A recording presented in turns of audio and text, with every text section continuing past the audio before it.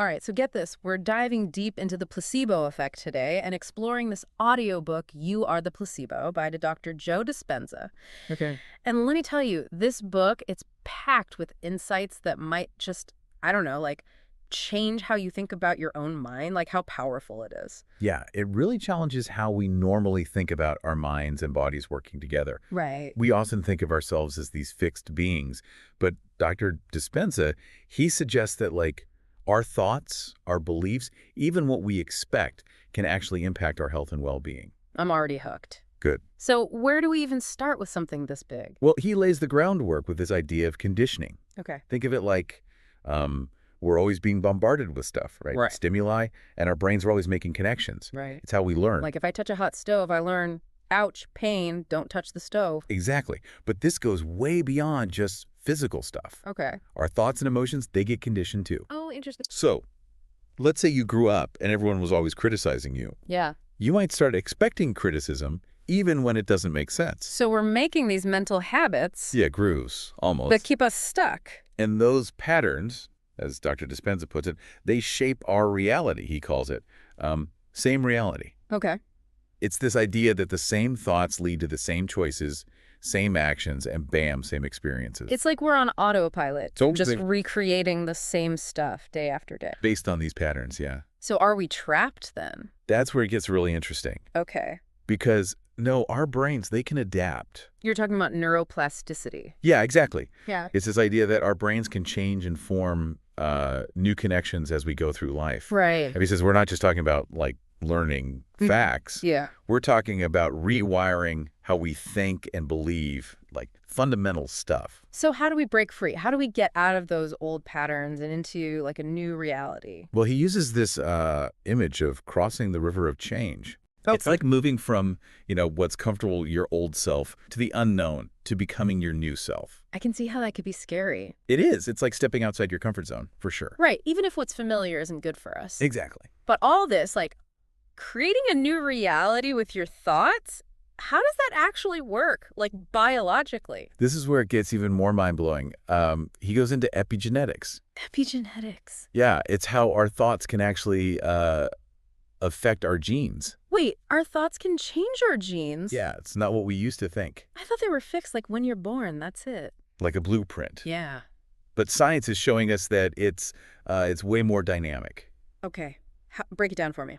Every cell in our body has these things called receptor sites. Okay. They're always getting chemical signals. Right. And guess what? Those signals can be triggered by our thoughts and emotions. You're saying, if I'm stressed all the time, I'm sending all this bad stuff to my body, and it messes with my genes. Exactly. But if you're cultivating good vibes, like joy, gratitude, Love. yeah, love, you're sending a whole different set of signals. And that's good. Yeah, signals that can activate genes for health and well-being. So it's not just my genes making me who I am, it's my mindset that's shaping my biology, too. That's the key, yeah. We have way more influence than we think. Wow. We're not just stuck with what we got. We're active participants in our potential. That's huge. It is. There's a lot to process, but I'm starting to see how powerful this could be. Yeah, it is. So if our thoughts can actually do that to our genes, what about our emotions? What role do they play in this whole becoming the placebo thing? That's a great question. It leads us to one of the most interesting parts. Okay. The idea that emotions are energy, energy in motion. Energy in motion. So how they tie into the placebo effect. Well, he talks about two types of emotions: survival emotions and creative emotions. Okay, survival and creative. So survival emotions are like fear, anger, anxiety, that kind of stuff. They're rooted in the past. Yeah. And they keep us stressed. They have this denser energy. Oh, I can feel that. When I'm anxious, it's like a weight on my chest. Exactly. It's not just in your head. There's a real energy to it. Okay. But creative emotions like joy, love, gratitude, they have a lighter energy, more expansive. So positive emotions can make us feel lighter physically? That's the idea. Wow. He suggests that when we cultivate those, we're raising our vibration, our energy vibration, and that can impact our physical health. This is getting pretty out there. It is, but stick with me. I am. So how does this connect to the placebo effect? Well, think of it like this. Yeah. If emotions have a real impact like energy on our bodies, Okay. then they can also affect how our bodies respond to other things. Like medicine. Yeah, treatments, So anything. you're saying my emotional state can affect how well a treatment works? There's more and more evidence that says, yeah, that's true. So it's not just about taking a pill and hoping for the best. Yep. It's like we have to engage with it with our minds and emotions. You got it, and that's the power of the placebo effect. Hmm. It's about using our minds to help us heal. This is giving me so much to think about. It's a lot, right? But if it's all about belief, doesn't that get tricky? Like ethically? You're right. The ethics are super important to think about. Yeah. But before we get into that, I think we got to explore how our minds and bodies are actually wired for this, this energy interaction. Okay, I'm all ears. Let's talk about the conscious and subconscious minds. Okay. The conscious mind is what's thinking, analyzing, making choices. It's just the tip of the iceberg. And everything under the surface is the subconscious. Exactly. It's this huge storehouse of beliefs, memories, conditioned responses that we don't even realize are there. So you're saying our conscious mind isn't the whole story when it comes to the placebo effect? Nope. He argues that the real magic happens when we can tap into the subconscious. That makes sense, but how do we do that? That's where meditation comes in. Oh, okay. He spends a lot of time in the book explaining how specific meditation techniques can quiet the conscious mind and help us reach those deeper levels. So meditation's like a key, unlocking the subconscious. It's a powerful tool. And it's not just about relaxation. Right. He talks about techniques that actually reprogram our beliefs and create new pathways in the brain. This is fascinating. It is, right? Can you give me an example of one of these techniques? Sure. One of them is becoming aware of the space around your body.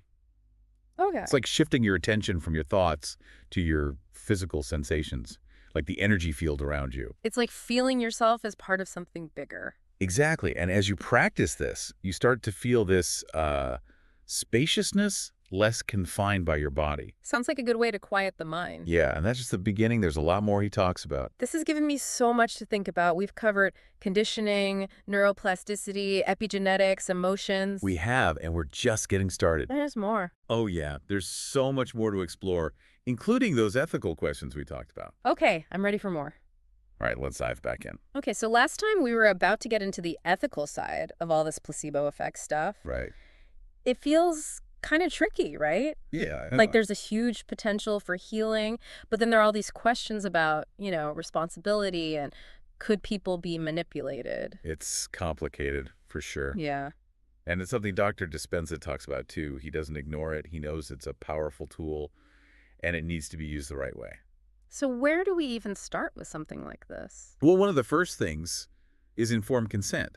Like, if a doctor is using the placebo effect on purpose, the patient has to know what's going on. That makes sense. They should know what they're agreeing to. Exactly. Even if it's about belief and stuff. Right. It's not like a regular medicine. And it's not just about telling them. It's about making sure they understand what could happen, the good and the bad. What kind of bad stuff could happen with the placebo effect? Well, one thing is that someone might skip real medical treatment because they think they could just heal themselves with their mind. Yeah, that's a bit scary. The placebo effect is powerful, but it's not magic. It can't replace real medicine. Right. Right. And then there's the manipulation thing. Like, if we know people's beliefs can affect their health, we got to be careful not to take advantage of that. It's like we want to help people, but not trick them into making bad choices. Exactly. It's a fine line. It needs to be open and honest. Yeah. Total transparency and respecting their choices. I feel like we're just scratching the surface here. Oh, yeah, we are. This is deep stuff. And these ethical questions are going to keep coming up as we learn more about the mind and body and all this placebo stuff. Okay, so ethics aside, I'm still curious about how we can actually use this, like in our daily lives. Sure. Dr. Dispenza talks about meditation, right? He does, yeah. He sees it as a way to get to that subconscious mind and reprogram our beliefs. But before we get into specific techniques, can we talk about the science behind it? Oh, absolutely. Like, what happens in our brains when we meditate? Well, first off, it calms down the amygdala. That's the part of the brain that freaks out when we're stressed. Oh, the fight or flight part.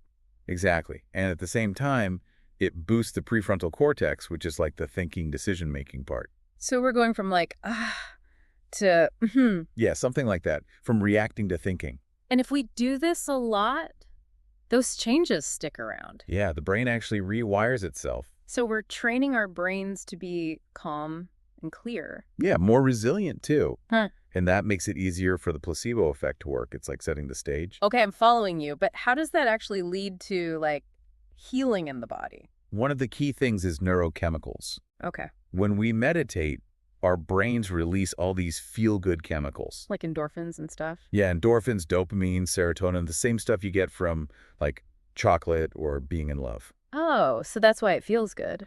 Yeah, but they don't just make us feel good, they actually help our bodies heal. How? Well, endorphins are like natural painkillers. Dopamine boosts our mood, and serotonin keeps us calm. So we're basically giving ourselves a dose of good medicine just by meditating? Exactly, and that's not even all of it. There's more. Oh yeah, meditation is great for the immune system too.